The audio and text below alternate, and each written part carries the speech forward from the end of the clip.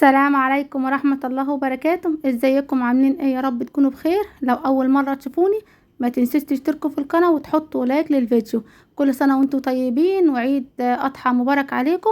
النهاردة ان شاء الله هنتكلم على الاسعار وهقول لكم على الحاجات اللي انا اشتريتها، وكل حاجة هتبقى في الفيديو ان شاء الله. انا رحت السوق واشتريت الحاجات اللي حضراتكم شايفينها ديت، وهنتكلم على الاسعار وهقول لكم على كل حاجة انا اشتريتها. طبعا انا في حاجات كتير اشتريتها، فانا قلت اعمل لكم فيديوهين علشان الفيديو ما يبقاش طويل عليكم. زي ما انتم شايفين هنتكلم عن الاسعار بالتفصيل وهقول لكم امتى نروح نشتريها، لان بجد الحاجه بقت غاليه جدا، والحاجه كل ما بتقعد كل ما بتغلى اكتر واكتر. نبدأ بسم الله ونصلي على الرسول عليه أفضل الصلاة والسلام. أول حاجة أنا لسه راجعة من السوق فورا، أول حاجة عملتها عملت كوباية نسكافيه، لأن أنا مصدعة جدا جدا علشان صاحية بدري، والنهاردة الجو حر موت، وأنا طبعا من بدري تحت في السوق ولسه جاية فورا. فطبعا أنا ما قلعتش العباية ولا الطرحة، زي ما انتم شايفين أنا جيت من تحت عملت كوباية النسكافيه، وقلت اعمل لكم فيديو قبل ما ابدا بقى في شغل البيت. انتوا عارفين داخلين على عيد، كل سنه وانتم طيبين. اول حاجه جبت نص كيلو من ورق العنب. ورق العنب الكيلو عامل 60 جنيه، انا جبت نص ب30 جنيه. الورق العنب ده بناتي جميل جدا ما شاء الله في المحشي. وجبت 2 كيلو من الكوسه جبتهم برضو للمحشي، الكيلو عامل 16 جنيه، جبت 2 كيلو ب32 جنيه، جميله جدا ما شاء الله وطازه. انا جبت النهارده الحاجه اللي كويسه اللي تستحمل معايا من بعد العيد، لان انتوا عارفين المحلات كلها هتقفل، فطبعا احنا بنجيب الحاجات اللي هنستخدمها دلوقتي لحد بعد العيد ان شاء الله، لحد ما المحلات كلها تفتح تمام. وجبت كيلو من الليمون، جبت الاخضر والاصفر لان احنا بنحب الاخضر نعمله عصير، والاصفر عشان بيكون فيه ميه اكتر. جبت الكيلو ب50 جنيه. وطبعا جبت ربطة نعناع، عطاها للراجل بجنيه علشان كان تصفية، يعني في حاجات ناقصة فهو ما كانش معاه جنيه، فعطاني بيهم ربطة نعناع. طبعا النعناع بالشاي حاجة تانية خالص، ياه مش قادرة اوصف لكم طعم الشاي بالنعناع في حتة تانية خالص. وجبت 5 كيلو من الطماطم، في منها الكيلو ب11 وفي منها الكيلو ب10. انا جبت الكيلو اللي هو ب11، جبت 5 كيلو علشان هيفضل معايا وقت اكتر في التلاجة وعلشان ما تبص بسرعة تمام. هنا طبعا هشرب نسكافيه علشان مصدعة جدا جدا، وكمان لسه ما ابتديش اعمل حاجة. انا يا دوب لسه جايه من بره، لسه بقى عندي غسيل سجاد عايز يتغسل، وعندي طبخ عايز يتطبخ، فربنا يقويني ويعدي اليوم ده على خير ان شاء الله. جبت كيلو ونص من الجزر، الكيلو عامل 11 جنيه، جبت كيلو ونص. الجزر جميل جدا ما شاء الله وبيقعد فترة اكتر في التلاجة، يعني مش بيبوظ بسهولة. وجبت كيلو من البتنجان الاسود، ده بيكون في اللي مخلل حاجة تانية خالص. احنا متعودين في اي اكلة لازم نعمل بتنجان مخلل طعمه جميل جدا. جبت الكيلو ب12 جنيه. وجبت كيلو من البتنجان الابيض علشان اعمله محشي. البتنجان الابيض طازة جميل جدا ما شاء الله ورخيص خالص. طبعا كل الناس هتعمل محشي يوم الوقفة، فانا النهاردة جبت اللي قدرت عليه، وبكرة ان شاء الله هكمل، لان بجد السوق بعيد عني قوي، فانا رحت طبعا انا وبنتي الصغيرة، فاللي قدرت عليه جبته. وجبت كيلو من الفلفل الرومي هعمله محشي برضو، الكيلو عامل 16 جنيه، جميل جدا ما شاء الله وطازة برضو. كل حاجة انا جبتها طازة علشان تستحمل معايا من بعد العيد يعني تمام. زي ما انتم شايفين. اتمنى لو وصلت حد كده في الفيديو ما تنسيش تشتركوا في القناة وتحطوا لايك للفيديو. وجبت 2 كيلو من البتنجان، الكيلو عامل 10 جنيه. احنا طبعا في الافطار في اي اكل لازم يكون عندنا البتنجان ده، بنحب البتنجان جدا جدا في وسط الاكل، كمان مع البطاطس والفلفل لازم يكون بتنجان، وبنعمله كمان في المسقعه في حاجه تانية خالص مش قادره اوصف لكم. جبت 2 كيلو من الرز، كيلو الرز عامل 25، في اللي عامل 30 وفي ب35 وفي ب22، فانا جبت ب25 علشان هعمله في المحشي، جميل جدا والله العظيم ورخيص خالص.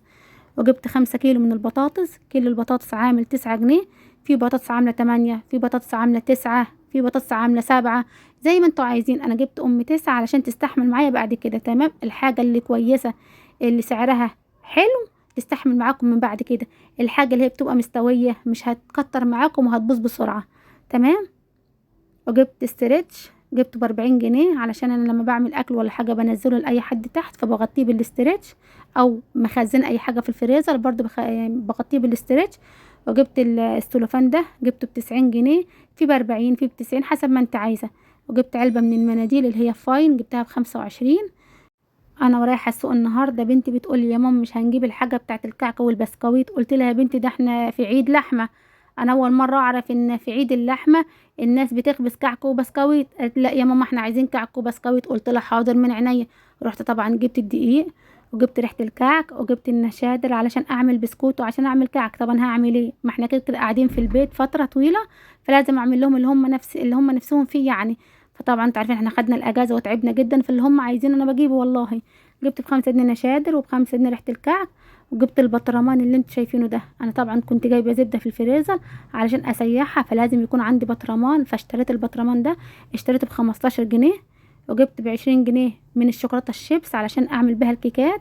وجبت كيلو من سميد البسبوسه، الكيلو عامل 30 جنيه، يعني النص عامل 15.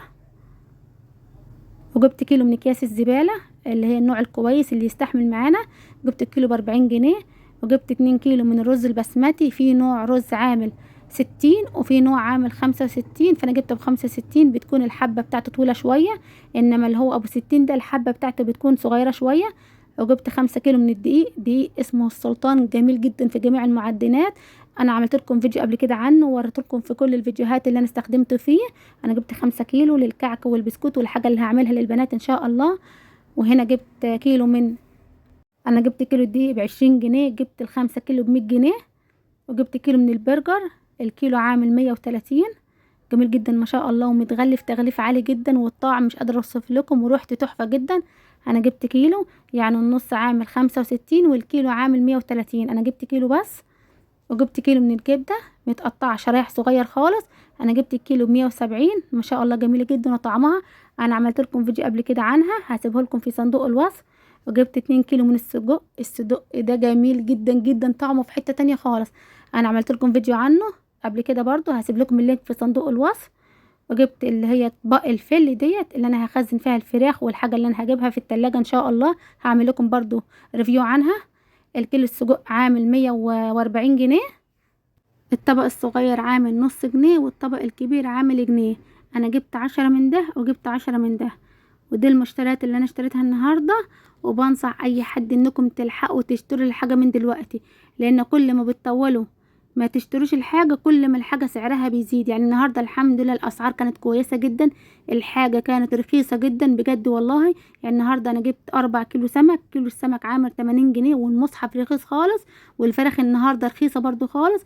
فالحقوا هاتوا الحاجات اللي انتوا محتاجينها، والحاجات اللي انتوا هتخزنوها لحد بعد العيد، لحد ما المحلات تفتح، لانكم كل ما بتتأخروا في النزول كل ما الحاجة هتغلى اكتر واكتر، والحاجة اللي هتبقى بجنيه بكرة هتبقى ب2 جنيه. فانصحكم تلحقوا تشتروا من دلوقتي.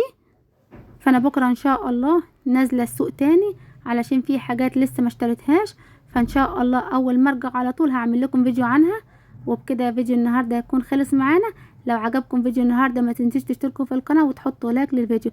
والسلام عليكم ورحمة الله وبركاته.